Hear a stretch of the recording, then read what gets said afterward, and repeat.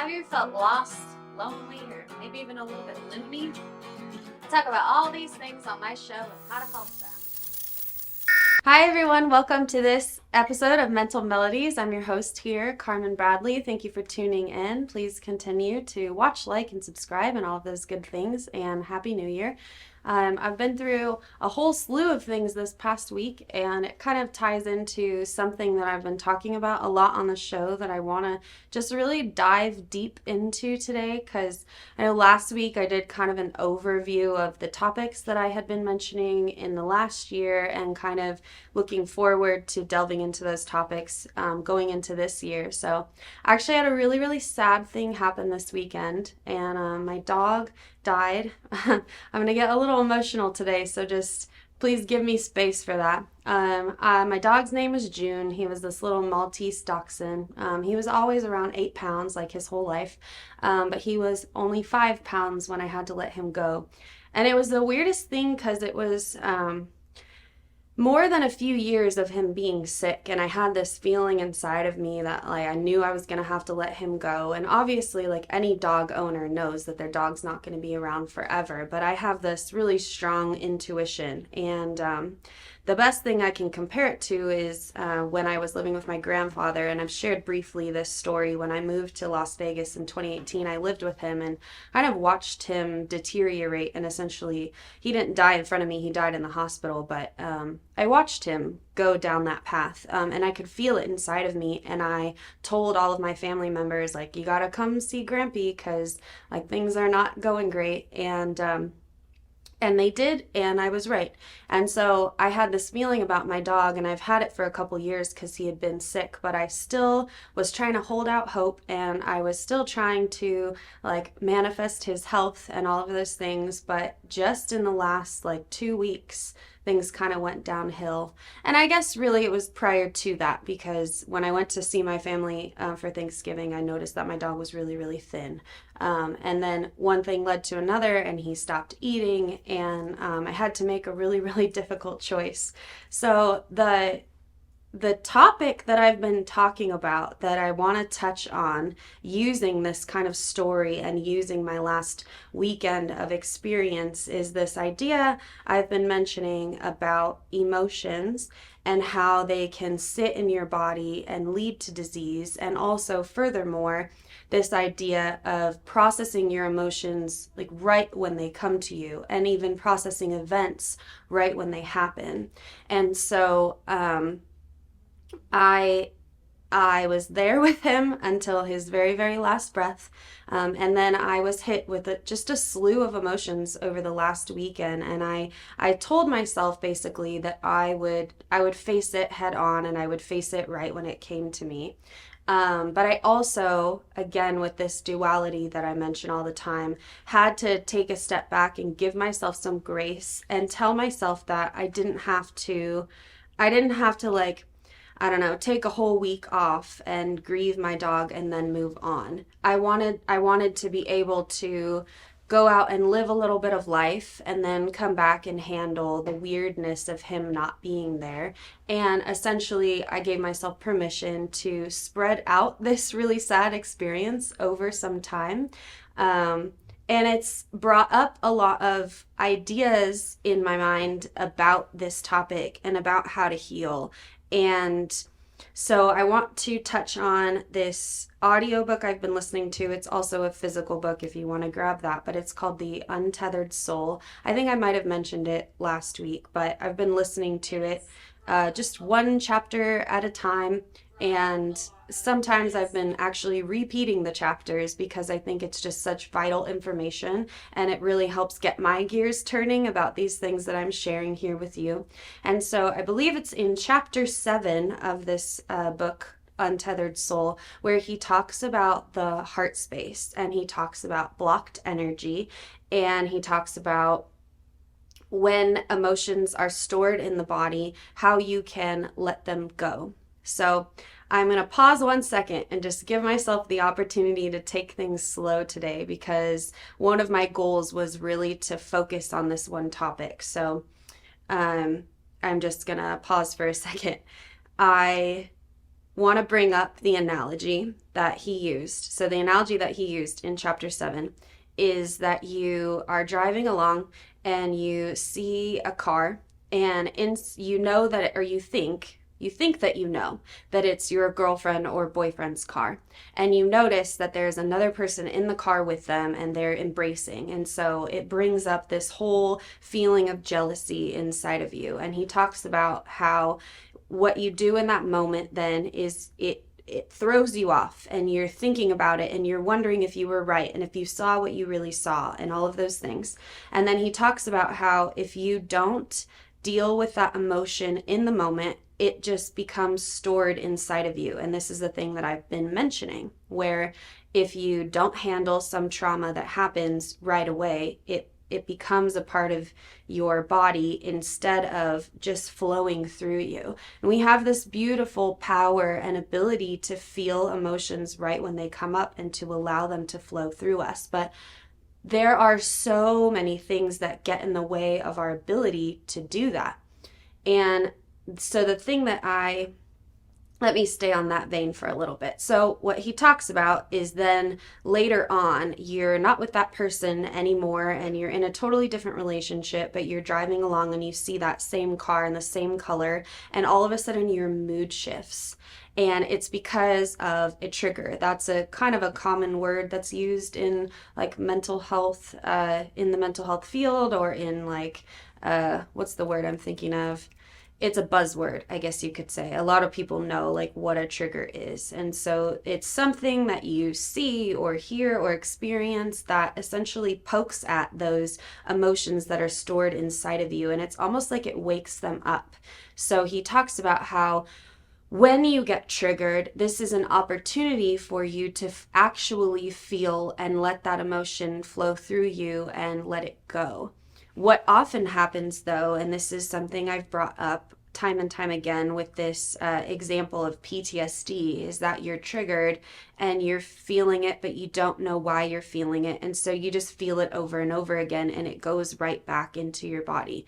And so he does mention in this chapter that, again, that when you are triggered, this is an opportunity for you to let it go. So my response to him when I was listening to it, because he made a comment where he basically said it's so easy. He was like, you get triggered, you notice, and then you just let it go, and then you move on, and it's no longer in your body. And it's really not as simple as that. And I can say that because I know I've gone through this process myself, where I've had essentially all these different like pockets of deep-seated emotions and traumas that were sitting in my body that I had to deal with. And I had to sit through those waves over and over and over again until I was able to let them go. For a minor example like the one he's talking about, I believe you can just go through that once or twice. So how do you do it?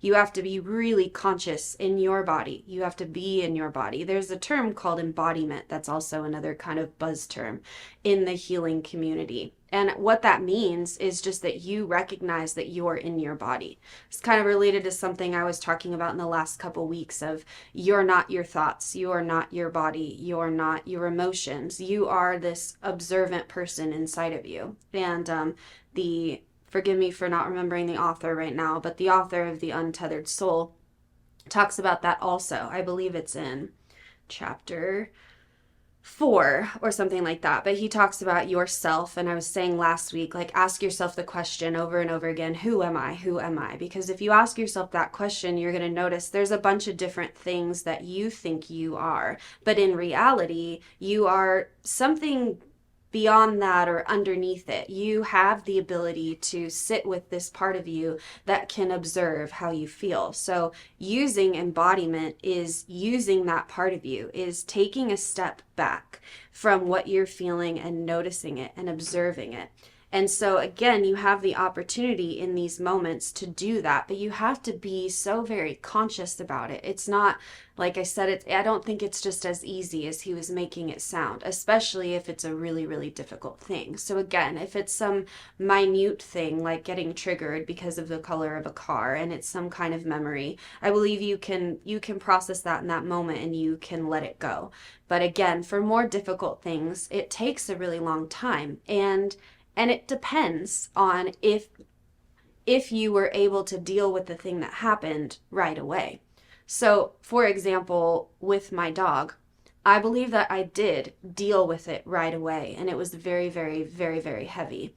And I held him until the very last moment, and I watched his last two breaths, and then I wrapped him up and I held him until I felt like the energy was gone in his body. And it made me wonder a lot of things about like spirit versus body and where does that go. And I've been through a lot of different like existential, spiritual, and religious transitions in the last few years to where I don't know what I believe about where our spirit goes.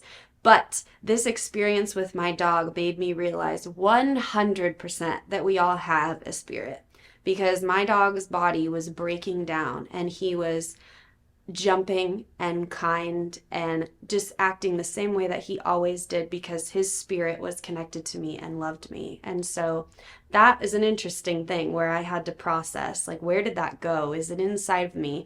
If it's inside of me, does that mean that I shouldn't feel sad? And there's all these different like complex emotions that came up as I was processing this event last weekend, which again gave me the ability to then think about other losses and griefs that I've had in my life and how I processed them then, and why it is that it took a lot longer for other things to process, and so on and so forth. So let's take a little bit of a break. Think about those things. I'll be back in a couple minutes to just reiterate and dive a little bit deeper. Traditional TV is going away. Hollywood is starting to fade. People are demanding real stories from real people. Our voices are now being heard in our own way. Podcasts, Facebook, Twitter, YouTube, and TikTok Live are becoming the norm. Internet TV has now reached the highest demand in human history. Social media shows is now the new media of the century.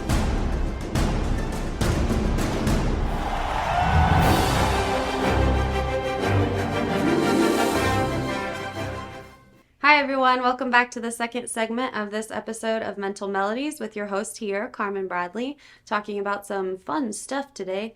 I wanted to talk about the like complex emotions that I went through this weekend as an example of, I think, how you can healthily face something. And I don't think there's like a perfect way to do something, and that was one thing that I was struggling with a little bit this weekend. Was it's almost like I was planning it out. Like I knew last week when I went to the vet that I was going to have to make that decision, and I didn't know which day I should do it and how much time I needed to heal, like before I went back to work.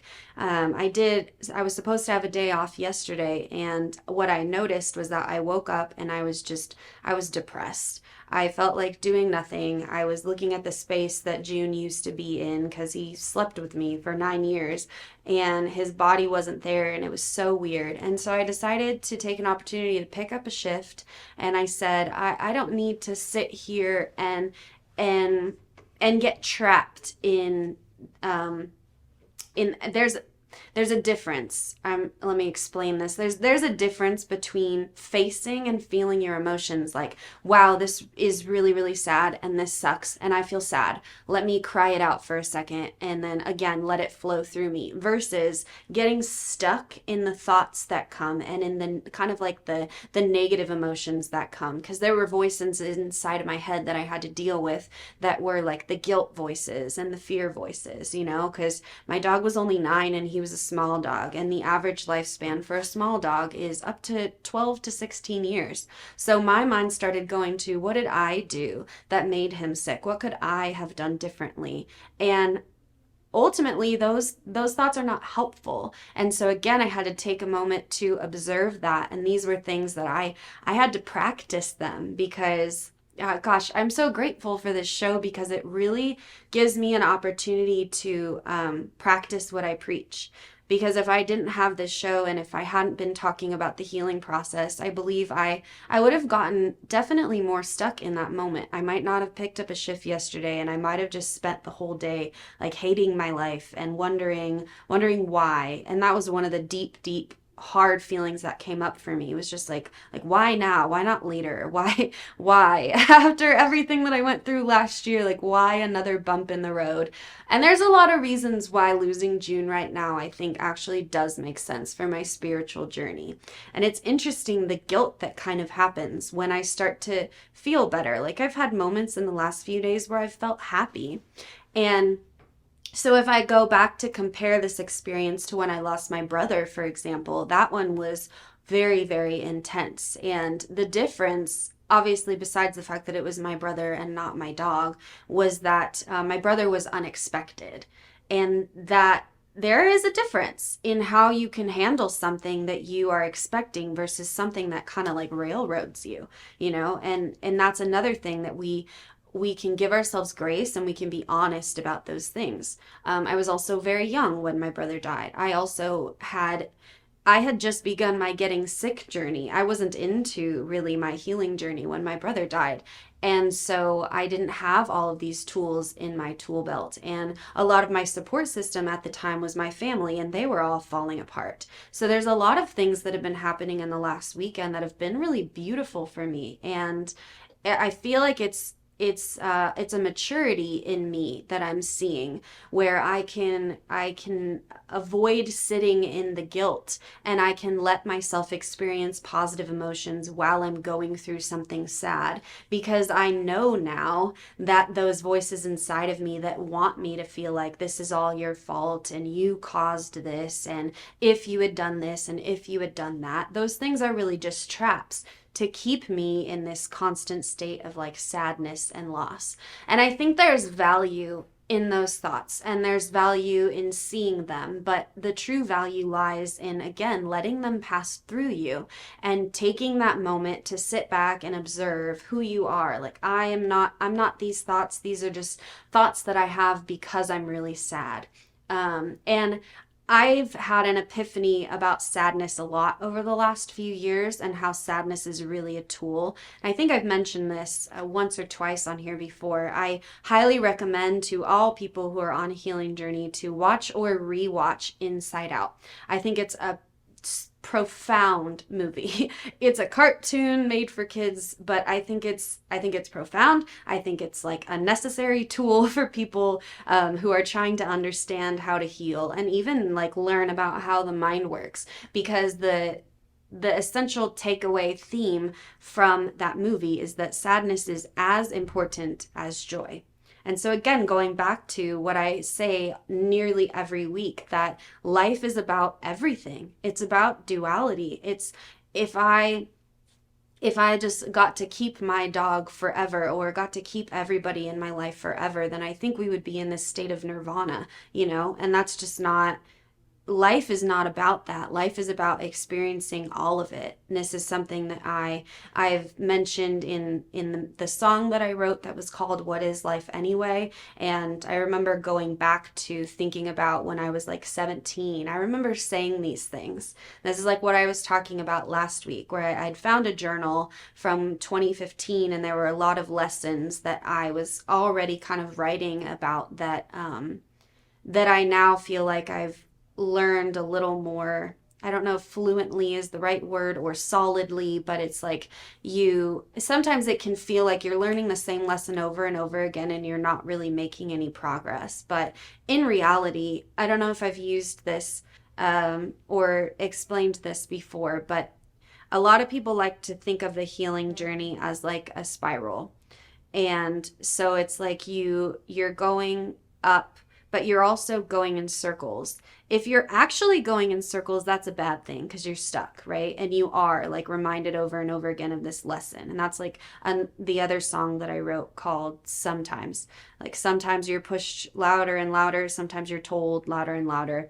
And if you're doing that, like if you're stuck in a relationship like I was for a while, where I knew internally this wasn't the right one for me, but I was staying in it for various reasons, that's really like you're in a washing machine. If you have ever been in the ocean and you get trapped by a wave, that's what it feels like. Like you have no control. You're not exercising your autonomy. You're just being like thrown back and forth by this lesson that you need to learn. Versus if you are actually taking micro steps even to move forward, then maybe you're revisiting these lessons as you're moving around, but you're not getting stuck in them, and you're learning them from a place of experience. So I might be reminded of lessons that I knew back when I was 17. When I was 17, I told people that I know that I need to face like these things that are happening to my family, because if I knew about tossing things under the rug back then when I was a kid, and I knew that this was a thing that my family did.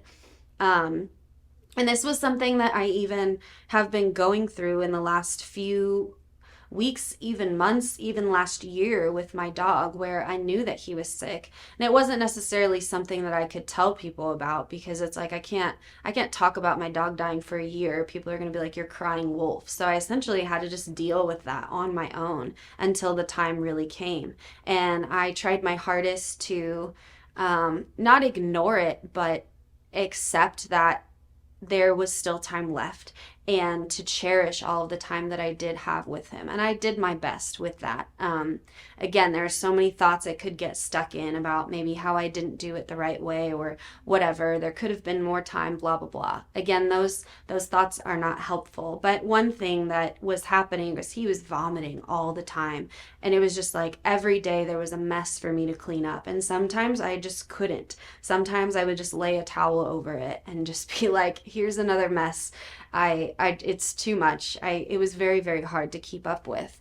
And at the very, very end, I knew when I came back, it was Friday night, because it was Saturday morning. I called the vet. It was Friday night. I came back to everything that I had given him that day. He just upchucked it, and there was blood everywhere. And I'm sorry if this is too much information, but whatever. It's my show and I'm processing my shit. But anyway, there was just stuff all over the place, and that was when I knew. And there had been moments in the last few weeks, like this one night, he was in pain, I'm sure. He couldn't tell me. And he had, again, just the best, sweetest little spirit. And it didn't seem to matter to him as long as he was with me. But there was this one night where he kept doing this downward dog because he was stretching. And I know that he did that when he was like feeling it in his belly. And he was just up all night. And I got a little bit irritated, not at him. I didn't like get mad at him, but I was like, feeling, oh my gosh, like I'm not sleeping tonight. But what I was really doing in that moment was avoiding how sick I knew he was. And I thought about that yesterday. And so anyway, there was this analogy that I was thinking of as I was going through this with my dog, where I just kept being reminded of like how if you avoid something, it gets stuck. And going back to what I started the episode talking about was precisely that if you have something and you know you're going through this thing, whether it's you're going to lose your dog soon, or with my grandpa was sick, or whatever, if you ignore that, like it gets worse. If I didn't clean up a mess, there was another mess that happened the next day, and another mess that happened the next day. And so it was this constant thing of having to clean up these messes. But that is such a perfect analogy to what happens when you need to heal. So like in the last couple days when I was home and I was consciously like healing from this loss, what would happen again is I would have moments where I would experience some feelings of happiness, and then I would look up and notice that June wasn't on the stairs, or I would call out to him and he wasn't there, or there's so many things that he was there for. And I would just notice. And what happens when you notice is then you feel sad, like I am now.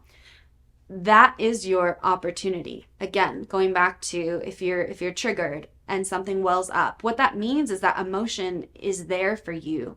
It's there for you to teach you about the value of those experiences. So I can sit here and I can feel deeply sad that I lost my companion.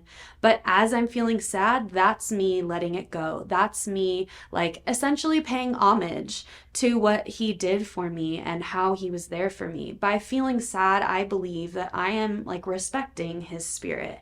If I avoid it and push it down, then I'm not doing that. And then also, again, it's just getting stored in my body. And so the difference that I was going to compare it to my brother and the intensity of all that, I think is better for after the break. But let me see. I was talking about in the Untethered Soul how he mentions like how you deal with it when it comes up, and he made a comment about don't push it down, because if you push it down then you're not dealing with it. And I was wondering as I was listening to that, I re-listened to it this morning because I knew I was going to talk about it today. I was like, what does that mean? Like, what does it look like to push it down? I think sometimes we don't know that we're doing that, and so I think the only way it's like when you set a goal, it's better to set a positive goal than a negative goal. So it's not, I'm not going to eat chocolate. It's, I'm going to eat more broccoli. It's always better to give yourself something to do rather than to try to force yourself not to do it. So I think the same thing works here. Instead of saying, I'm not going to push it down, what you should say is, I'm going to feel it when it arises. So I'm going to stop there, and I will pick back up with that thought in just a couple of minutes. Hi, I'm Deacon T with Modern Word Ministries. It's great to be with you today. Just a short little promo for our show. Every Sunday morning we have service, and you can follow us at 10 a.m. Pacific Time on modernwordministries.org. And if you missed us or you want to see some of our older messages, go ahead and check us out on socialmediashows.com every single morning at 9 a.m. It's a great way to kick off your day, get a little bit of the word in you, get something uplifting, get you started off on your way. You know, if you're looking for prayer or you need some help, reach out to us. If you go to our website, again, that's modernwordministries.org, you can interact with me via telephone, via DM, text message, whatever you want. I'll get right back to you. So if you need prayer, you need help, you just need somebody to talk to, Modern Word Ministries is here for you. We are your church in the community. So until you see you next time, be blessed, everybody. Bye-bye.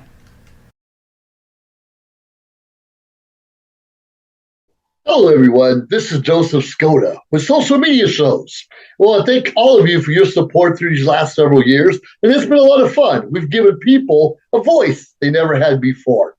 Now, Social Media Shows is always collaborating with our veterans to help them do things and help out the veterans who are struggling today.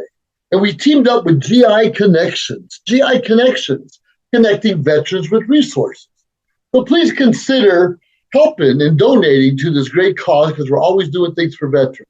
So GI Connections, Social Media Shows, and you is what makes the world a better place. Once again, Joseph Skoda, proud United States Air Force veteran.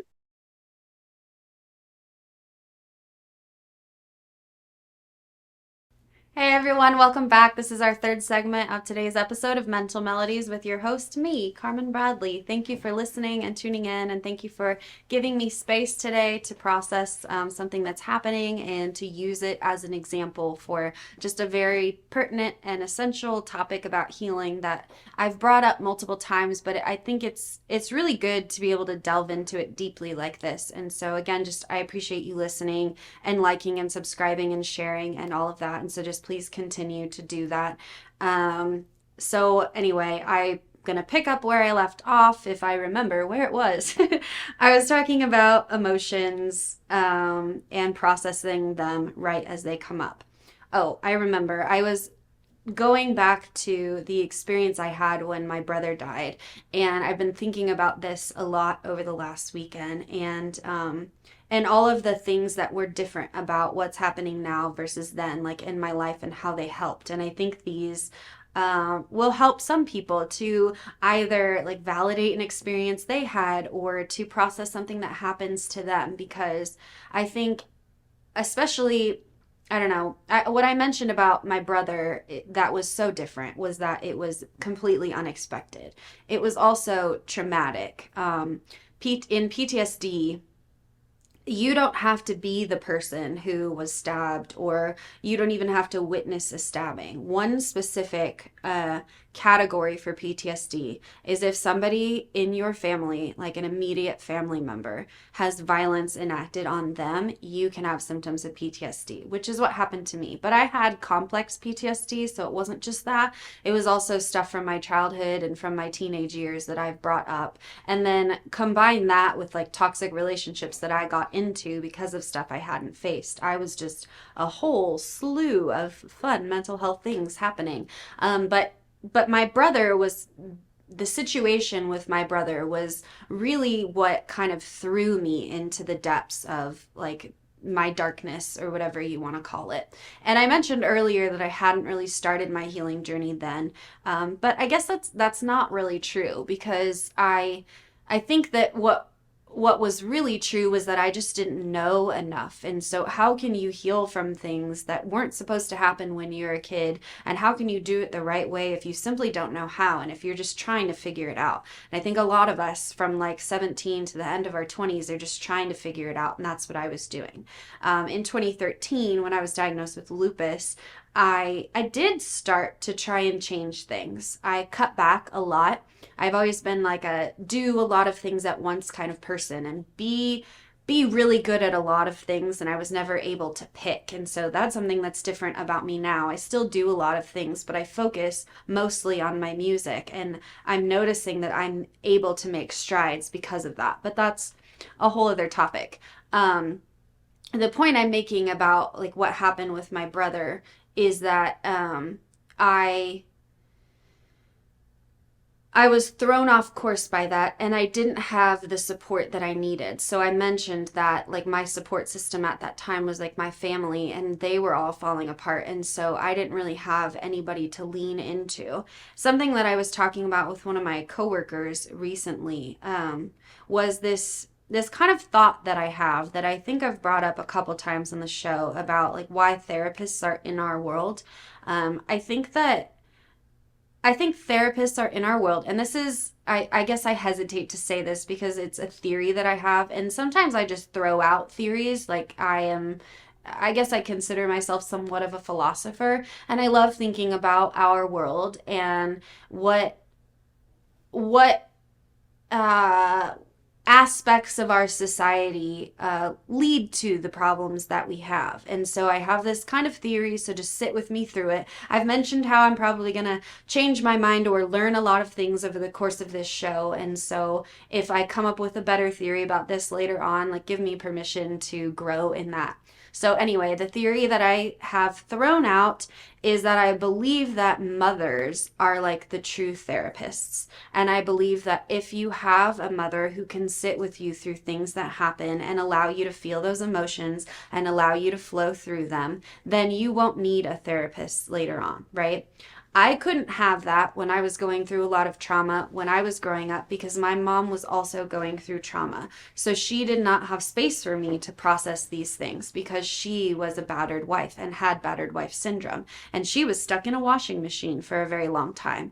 I haven't talked to her very much about what was going on in her mind when she was with my stepfather, but I experienced that on a micro level where I was with a man for a year and a half. And at the very end, he showed me what he was capable of. And it was something that in the very beginning I met him, and there was something in me that said, I know this man has like a dangerous spot in him.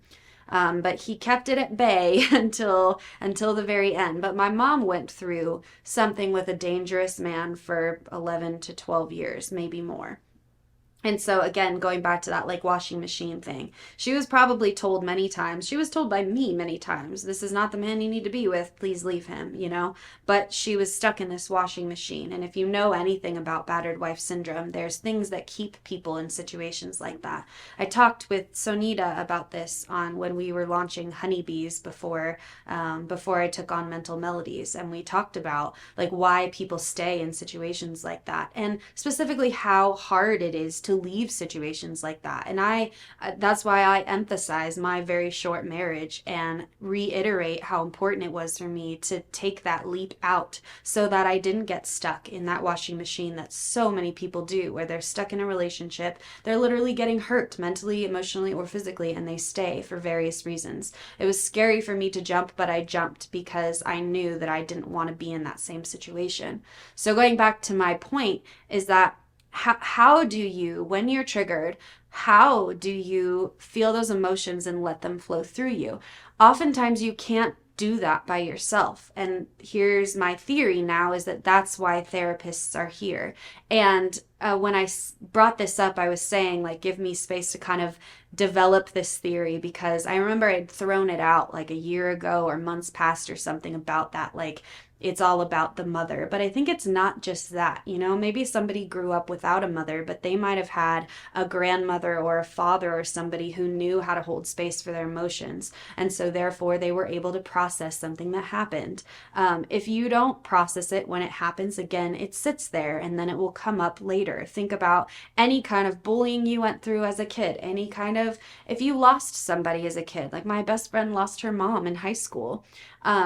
Does that mean that that led to mental health issues for her? No. And I don't talk to a lot of the people in high school, so I'm not sure where she's at. But from what I saw on social media before I kind of went black on it, she wasn't in a negative, unhealthy relationship. She wasn't experiencing like PTSD or anything like that. And I believe it's because she probably had a lot of support behind her. You can go through something traumatic and not have it lead to these mental health issues. This is something that I reiterated when I kind of followed up the shooting with my thoughts on it.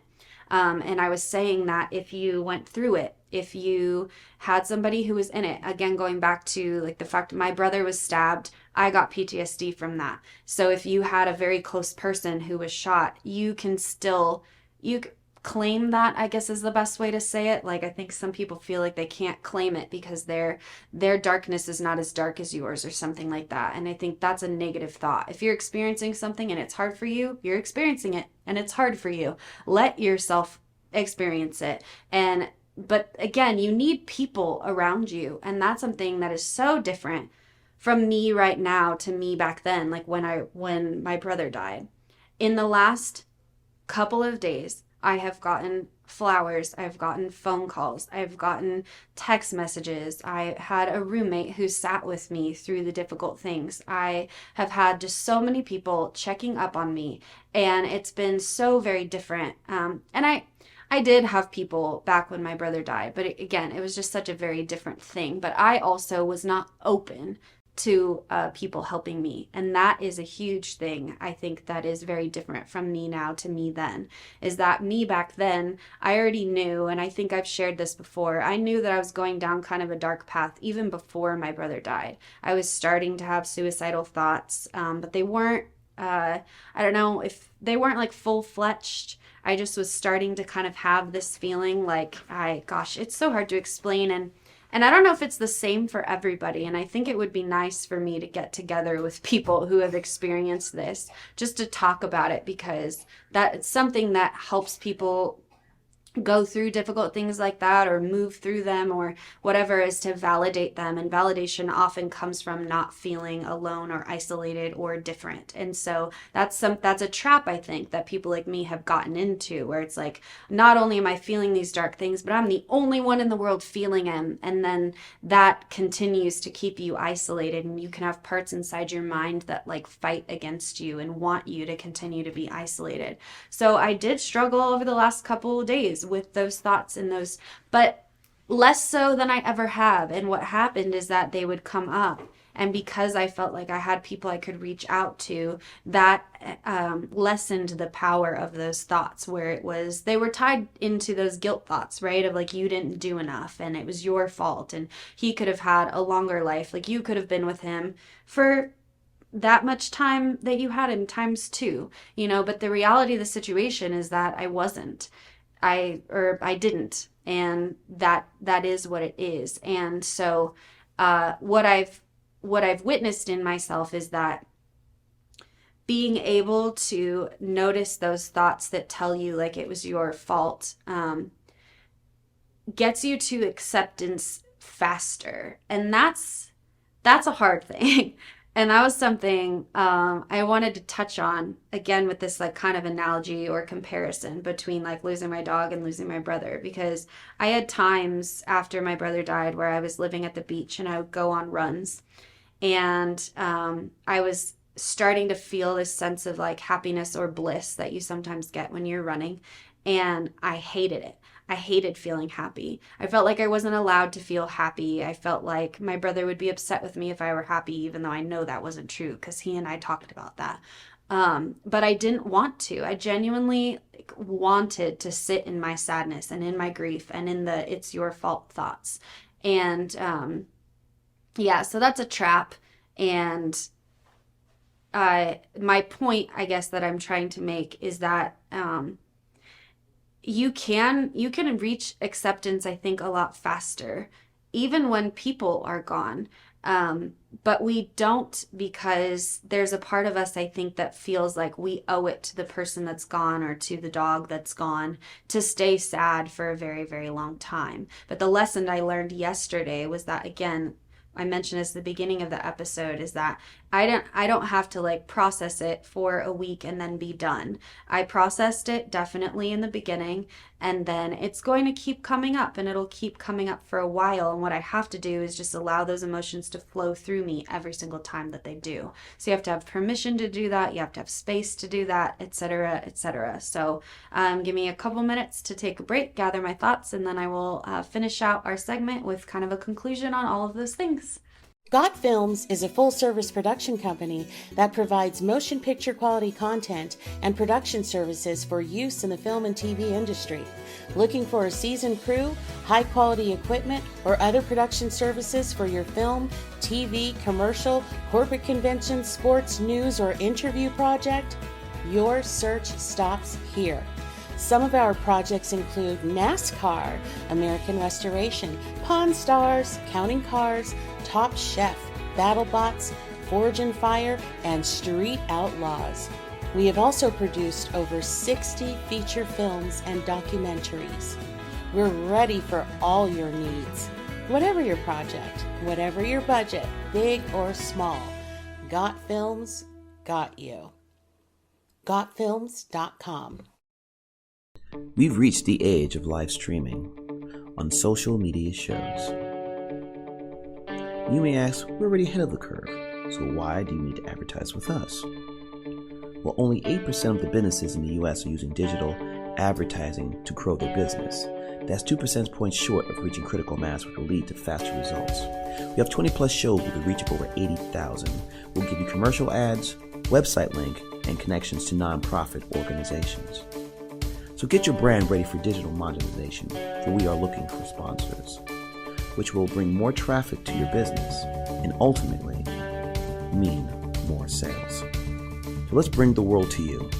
Inquire now. Hi everyone, welcome back. This is our last segment of today's episode of Mental Melodies with your host, Carmynn Bradley. Thank you for listening. I essentially am talking about this thing, which is that when you experience emotions, you need to feel them right then and there in order to process them. And so what I was thinking about before we went on our last break was simply that I guess it's easier said than done. And this is something I was iterating in the first segment of like in that book, The Untethered Soul. He's like, you just feel it and you let it go and it's that easy. And I guess in a sense it is once you learn how to do it, but it's a practice. And I've mentioned this before, like if you want to commit to a healing journey, you have to commit to being mindful. You have to set intentions for this. You have to change the way that you process emotions. If you ordinarily don't let yourself process them and you push them down, changing that is a whole process, right?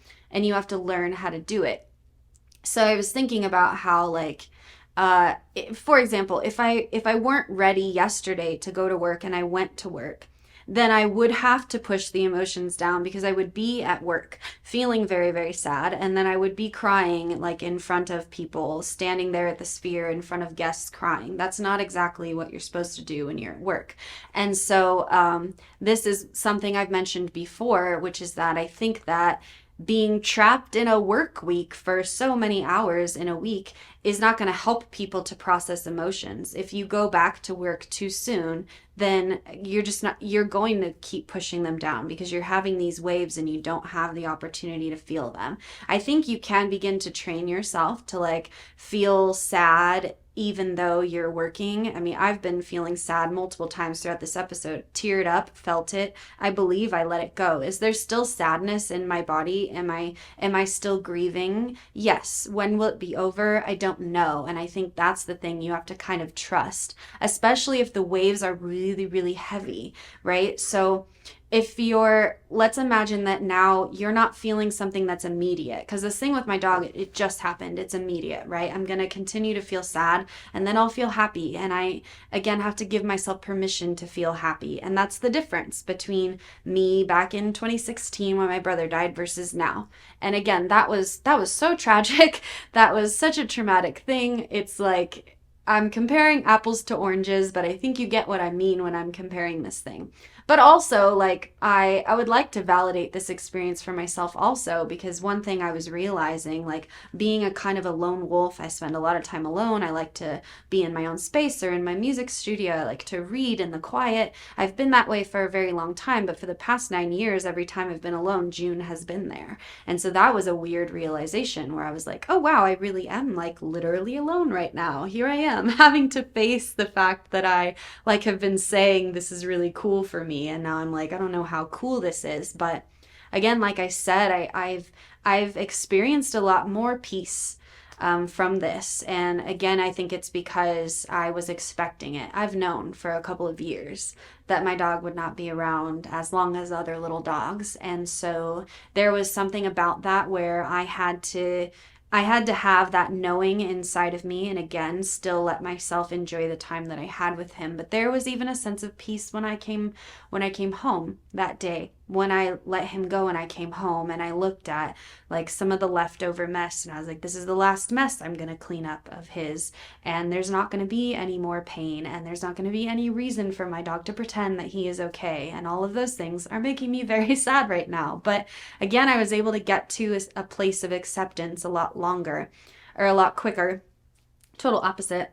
If you've learned about like the cycles of grief, it's often listed as like a step, you're in denial and then eventually you reach acceptance. But I think much like the spiral, it actually happens not in a linear fashion, and everybody is different. And so like my first thought was like, I knew it was real. I watched it happen. I was very, very sad. I wasn't in denial until much later, when I looked down at the bathroom mat and he wasn't there, because he used to just be there.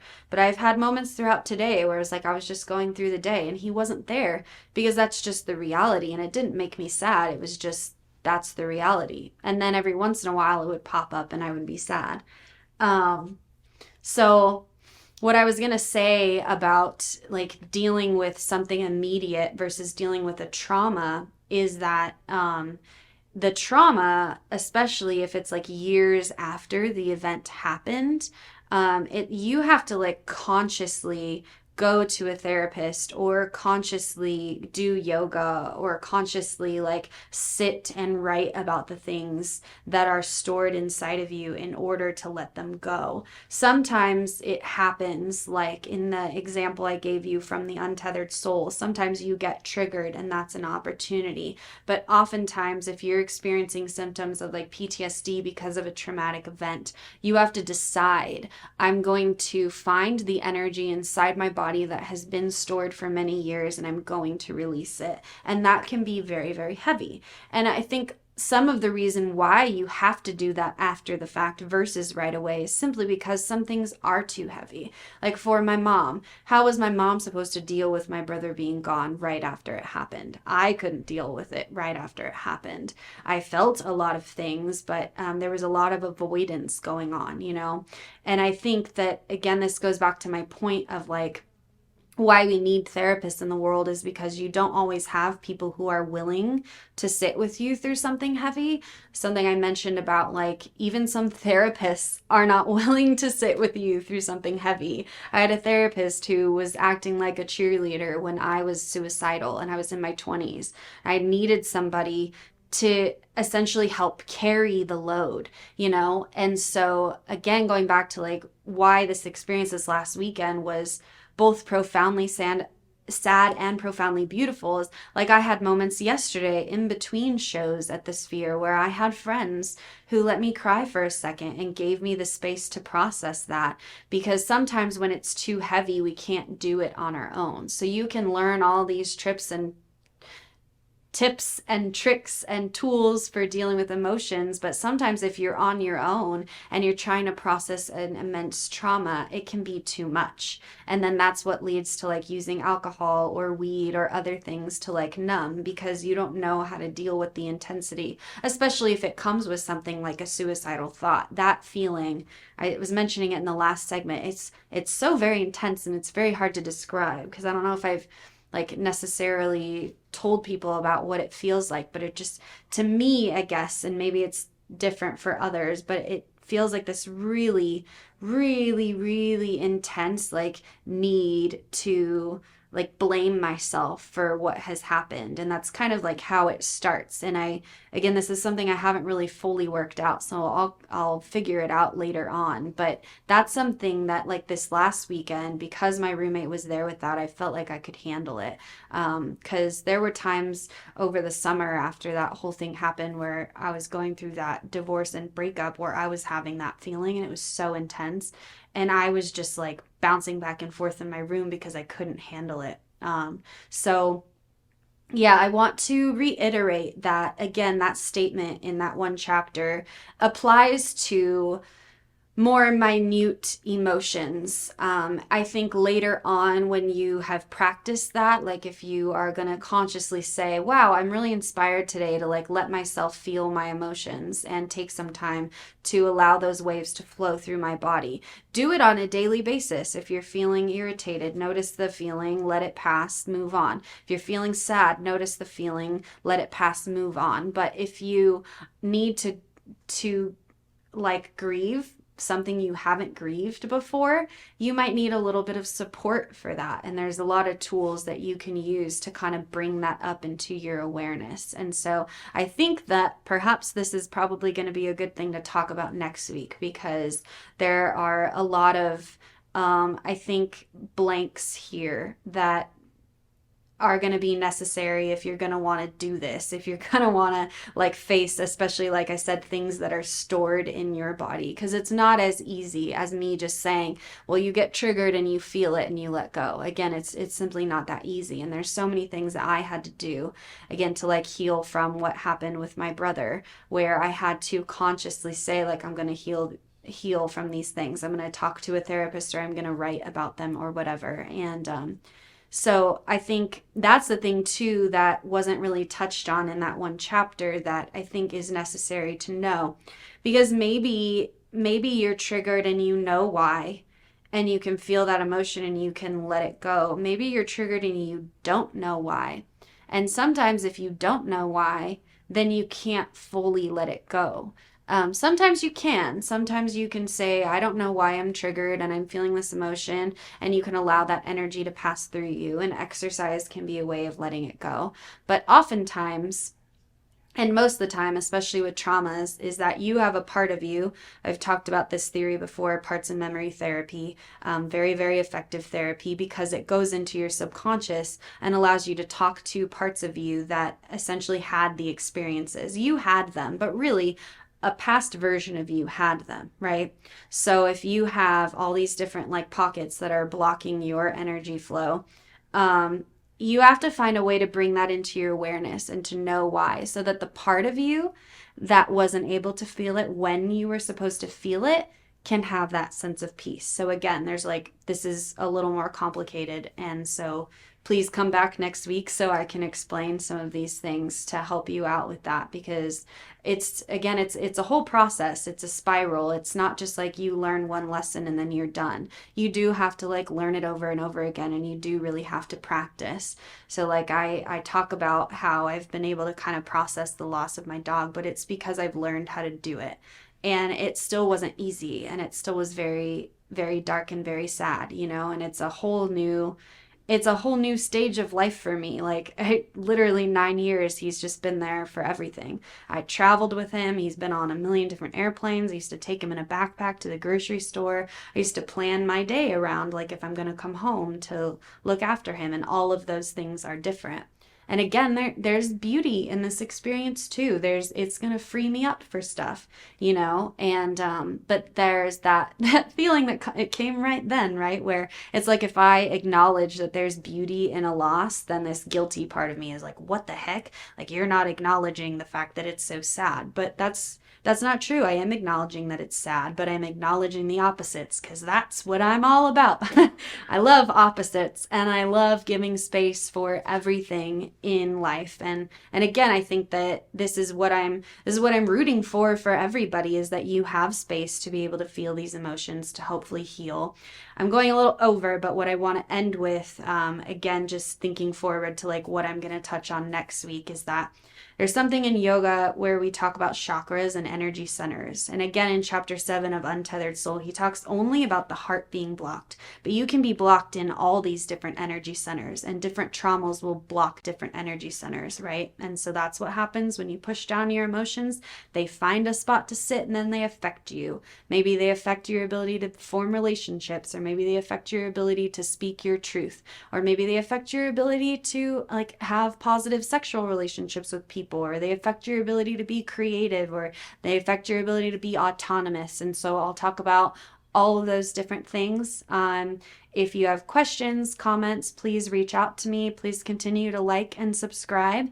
And if you want to sponsor the show, please email admin@socialmediashows.com. Again, my email, if you specifically want to talk to me, is just first name, last name @gmail, carmynbradley@gmail. I say that every week. I haven't gotten an email yet, but we'll see.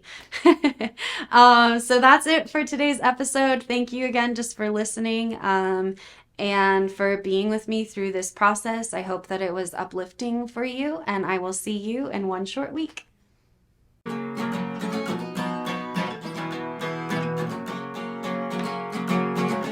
Felt lost, lonely, or maybe even a little bit loony? I talk about these things on my show and how to help them. Mental Melodies, broadcasting live every Monday through Friday at 4 p.m. and every Saturday at